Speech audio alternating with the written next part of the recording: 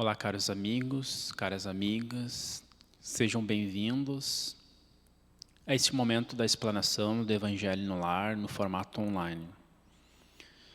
Ficamos muito felizes por estar nos assistindo nesse momento, porque isso é um significado de que paramos um momento na nossa vida, nas nossas atividades cotidianas, para refletirmos um pouco sobre os ensinamentos do Mestre Jesus.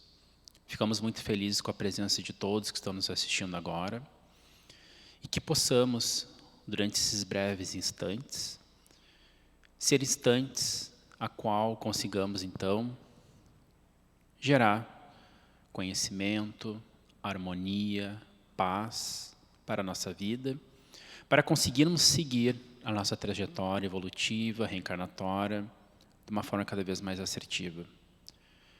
Caros amigos e irmãs, vou convidar todos para iniciarmos, então, com uma prece. Pedimos a todos, na medida do possível, para cerrarmos os nossos olhos físicos e, junto conosco, pelo pensamento, conversarmos com nosso Pai Deus. Muita luz e muita paz em nossos corações, elevando nosso pensamento a nosso Pai, Deus de amor, Deus de bondade e de justiça.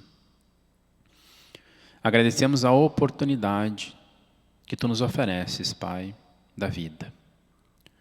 A oportunidade da reencarnação, a oportunidade de estarmos nos relacionando com os nossos familiares, nossos amigos, nos relacionando com aqueles que são mais próximos, aqueles que são mais distantes.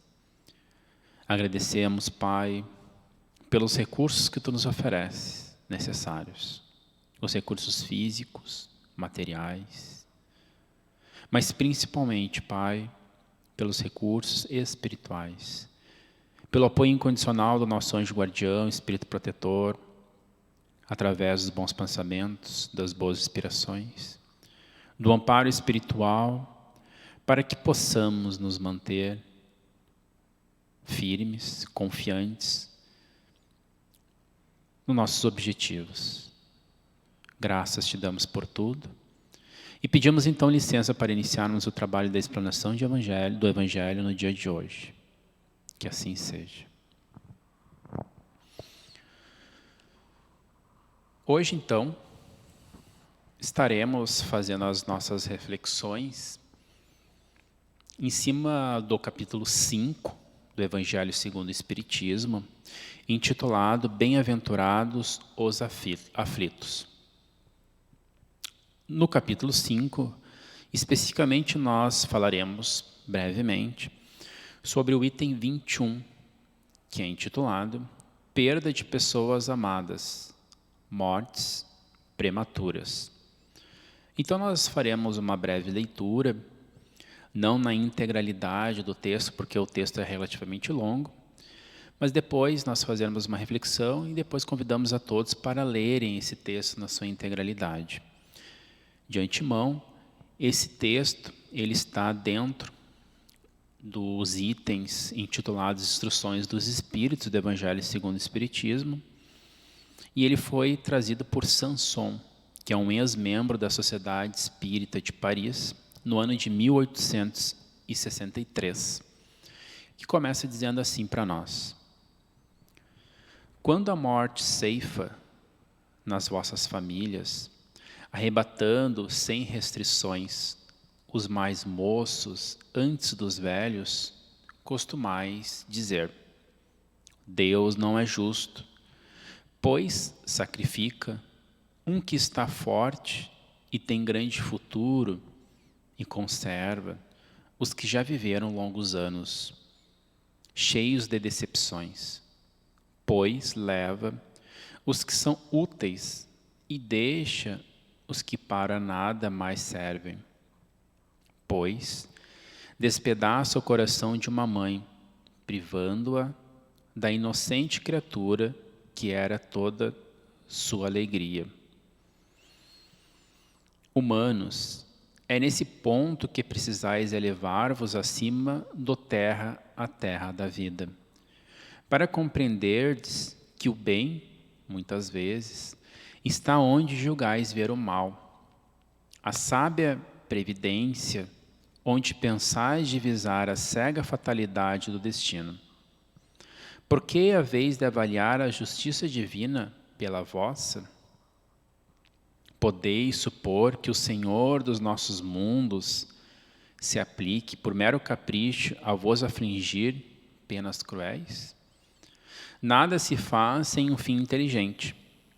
E seja o que for que aconteça, tudo tem sua razão de ser. Se perscrutasseis melhor todas as dores que vos advêm, nelas encontrareis sempre a razão divina, razão generadora. E os vossos miseráveis interesses se tornariam de tão secundária consideração que os atiraríeis para o último plano. E o texto ele continua, ainda nós temos nessa continuidade mais 4 parágrafos, mas nós vamos encerrar aqui a leitura para que consigamos já, a partir dessas breves palavras que lemos aqui, fazermos algumas reflexões acerca desse item que é tão importante para nós. Quem de nós já não viveu uma situação semelhante a essa? Ou no nosso seio familiar, de ter uma criança ou um ente mais novo, uma pessoa mais nova, que desencarna e nós falamos, desencarnou precocemente, desencarnou muito cedo, ou desencarnou antes da hora. Ou quem de nós não conhece alguém que já viveu essa situação, ou está vivendo essa situação? E por vezes a gente tem esse pensamento mesmo. Pá, desencarnou tão cedo. Muitas reflexões nós podemos fazer acerca disso. A primeira delas, nós vamos conversar, que é sobre a relatividade do cedo e tarde. Vamos começar por aí. O que é cedo e o que é tarde? Ou o que é mais tarde? Pensando num ser imortal. Pensando na eternidade da vida, na imortalidade dos nossos seres, nós enquanto espíritos. A reencarnação, antes de mais nada, a reencarnação ela é uma oportunidade que todos nós, espíritos, recebemos para que aqui consigamos, então, nos aperfeiçoar. Para que consigamos aqui aprender coisas novas, modificar hábitos. Hábitos que em outras reencarnações não foram hábitos que nos tornaram felizes, às vezes geraram alguns prejuízos. E nós, então, nos propomos, direto ou indiretamente, consciente ou inconscientemente, a reencarnar para que possamos nos despojar daquelas coisas que nos deixavam infelizes e nos tornar mais sublimes, mais felizes, nos tornarmos seres melhores. Então, o processo reencarnatório, ele tem, então, alguns objetivos. Ele é composto de alguns elementos e, dentre esses elementos, ele é composto também de tempo. O tempo de um período reencarnatório ele não é igual para todos nós. Muitos de nós precisamos de um tempo maior, outros precisam de um tempo menor. Para que nesse período, independente se é um período maior ou menor, para que nós consigamos, nesse período, captar, aprender alguma coisa relacionada naquele contexto ao qual nós estaremos vivendo durante aquele tempo. Nós aprendemos, nós, aquele ser que estaremos vivendo aquilo ali diretamente, ou aqueles também, na verdade, ou aqueles também que estão convivendo conosco, seja um pai, uma mãe, um tio, uma avó, um vô, uma tia. O aprendizado, ele é um aprendizado coletivo também. Ele é um aprendizado principalmente e primariamente individual, mas ele também é um aprendizado coletivo. Nós, então, quando nos deparamos com uma situação semelhante a essa, ou uma situação como essa, a pergunta que nós devemos, por vezes, fazer é: o que eu preciso aprender com essa situação? Ao invés de muitas vezes a gente perguntar assim: Deus, cadê a tua justiça? Deus, por que aconteceu isso? Porque se nós fazermos perguntas como essas, que nem nós falamos agora, Deus, por que isso aconteceu? Nós estaremos, antes de mais nada, não acreditando na inteligência suprema de Deus, desconfiando da sua justiça. E Deus, nós sabemos, é perfeito, assim como as suas leis. Então, se aquele fato está acontecendo, ele é um fato que está acontecendo porque a providência divina entende que é um fato importante e necessário para que ocorra. Então, nós devemos mudar o viés e o nosso foco de observação para nós. O que eu posso aprender com essa situação? O que essa situação instiga em mim para que eu me desenvolva?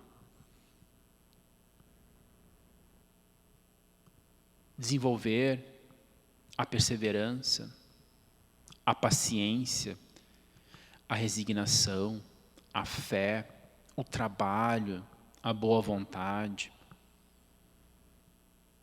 São elementos e virtudes que nos auxiliam a nos tornar melhores. São elementos e virtudes que nos auxiliam para que nós consigamos viver situações que nem essas de uma forma mais feliz e mais sublime. A perda de qualquer ente, seja em qualquer idade, a perda de qualquer ente querido, do nosso círculo de conhecimento, familiar, amigos, sempre nos abala, sempre gera uma comoção, sempre gera uma mudança, uma falta, um sentimento de saudade. Mas nós devemos lembrar que todos nós viveremos isso, estamos vivendo e já vivemos em outros momentos. E não por isso nós deixamos de continuar vivendo felizes, porque tudo na vida é transitório. Hoje, talvez algum fato que esteja acontecendo seja um fato triste. Mas cabe a nós transformar esse fato triste em um fato melhor e feliz. Nos desenvolvermos para nos tornarmos mais sublimes. É isso que o item está falando para nós. Que nós possamos entender que a verdadeira vida não é a vida material. A vida permanente é a vida espiritual. E que no momento desse período transitório, nós possamos nos encontrar na vida espiritual felizes e sublimes. Graças te damos, Pai, pela oportunidade. Encerrando o nosso trabalho da explanação do Evangelho nesse dia, agradecemos, Pai, por tudo e pedimos, Pai, nos envolva em muita luz e muita paz. Que assim seja.